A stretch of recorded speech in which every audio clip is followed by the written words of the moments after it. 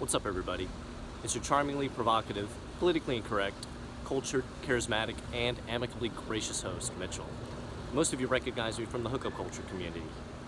Today I'm going to keep it quick, keep it pertinent to the topic. I saw another video earlier on YouTube and it kind of gave me the idea, so I got inspired to go on about it. We're in Fort Lauderdale, Florida. Let me give you a quick pan around of where I'm at. It's a nice location. Didn't want to mess up the setup that I got going on here.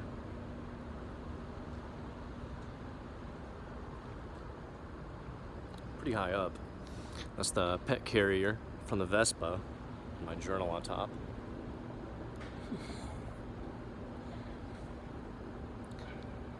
Right.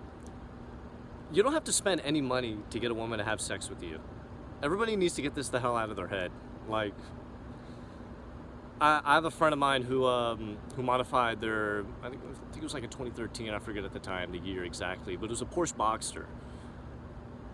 He had this modified out the ass. He had a GT3 front end. It was like this race car, like about this far off the ground, lower lip spoiler attachment, this like huge overcompensating wing in the back. It actually looked kind of cool, like looking back, you know, like nodding into the Fast and Furious days, and like full bottles of nitrous, you know, blue flames shooting out the exhaust pipes.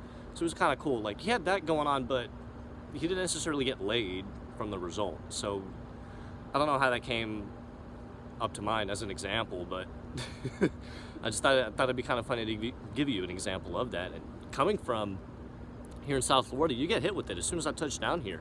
Like, it's the land of suntan oil, exorbitance, vanity, and palm trees. Like, and the palm trees pretty much replace the skyscrapers, you know, Wall Street type shit. You know, a lot of New Yorkers actually come down here to make money or retire here in South Florida. So there's a lot of that. There's a lot of that hustling going on. A lot of people think that you have to have money. You really don't have to do shit. Like, as far as how I ended up here, so to speak, like, I'm in the back of an Airbnb living in a tent. Like, at that rate, I have access to the interior of the house, but I'm managing it, so I'm leveraging, as far as my living expenses are concerned, being there. Like, I've already had people over there, and I've disclosed, you know, this kind of situation that I'm at, because I don't mind starting from zero, put it like that, you know, starting from scratch, moving somewhere new in order to get somewhere to where you need to be.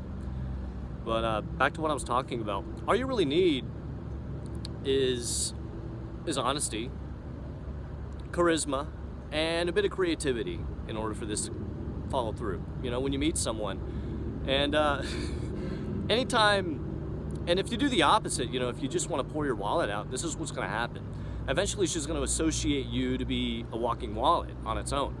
So when you don't go out and do that, and let's say she eventually comes over at your house and you spent like $50, you know, you just try to go all out at the Olive Garden or whatever, like, nearby seafood place it is, a restaurant, like an actual sit-down restaurant, even though we're in these, like, we're in this weird, like, apocalyptic ass, like, time where everything's closed and they're making us wear face masks.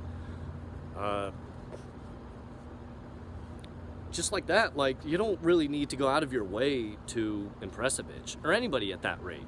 Like, you can just look at it like that. A lot of examples, they transcend into friendship. Like, you wouldn't have to go out of your way to impress somebody to do that, like, to associate with them. Like, I'll be upfront if I'm not going to pay a $50 cover charge to do what? Like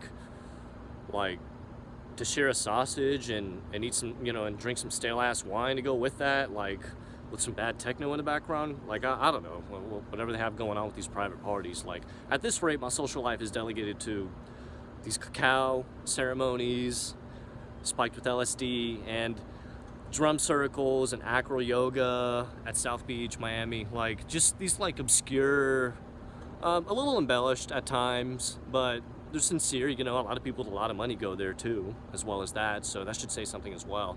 But yeah, considering that the generic singles outings are closed, bars, nightclubs, ultimately restaurants, which is a lot of what I wanted to do, but I'll get into that subject later as well. But that's all you really need are those three things. Like, and any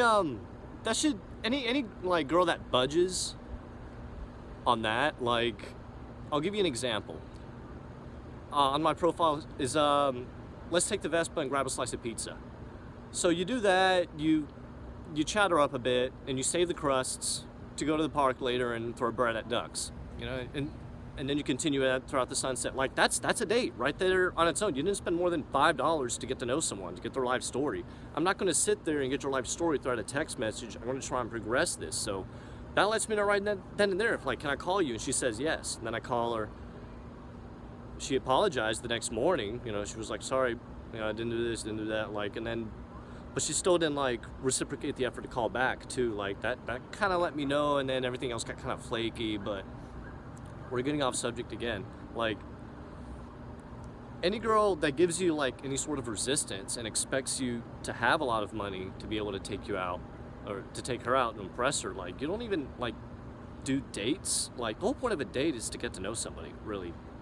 And you don't even really go on dates. A date to me is more of like a rewarding factor that both a man and woman can do, just to not only share an experience, but to show an appreciation for, is what that's really about, in my opinion.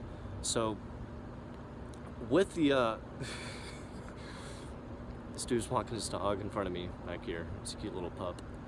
So with that in mind, like, you want to remove people in your life that are going to be recalcitrant from that kind of shit. Like, that lets me know right then and there. Like, if she expects me to have a lot of money or whatever the case may be. I ride a Vespa right now. I'll give you an example. Another friend of mine is on a Chinese scooter. They're both scooters. And he said someone he matched with on Bumble, like, pretty much ghosted him after they hung out for the first time when she found out that he didn't have a car. So, like, that's the fact that people are that shallow. Like, I'm kind of just grateful it's that easy, because when you're in this, like, in this place where people were just that fucking stuck up, you know, being authentic with yourself and just like, and embodying that, like, you just stand out. And it's weird with other people because they just don't have any substance really to their personalities with that. So that should let you know right then and there. Like, what happens when I don't know if I covered this, but I'm gonna wrap this up in a bit.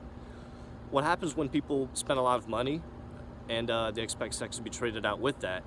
Half the time it sucks, for one, but secondly, on top of that, is that she starts to associate with you to being someone that just provides money in order to get that. When if you start off not really concerned about spending money trying to impress a bitch, but simply getting to know someone, a human being, and getting their life story to see if they're compatible with you, to see if they may resonate with you long term or not, depending on whatever you might have going on. You don't really have to do all of that. Thanks for watching.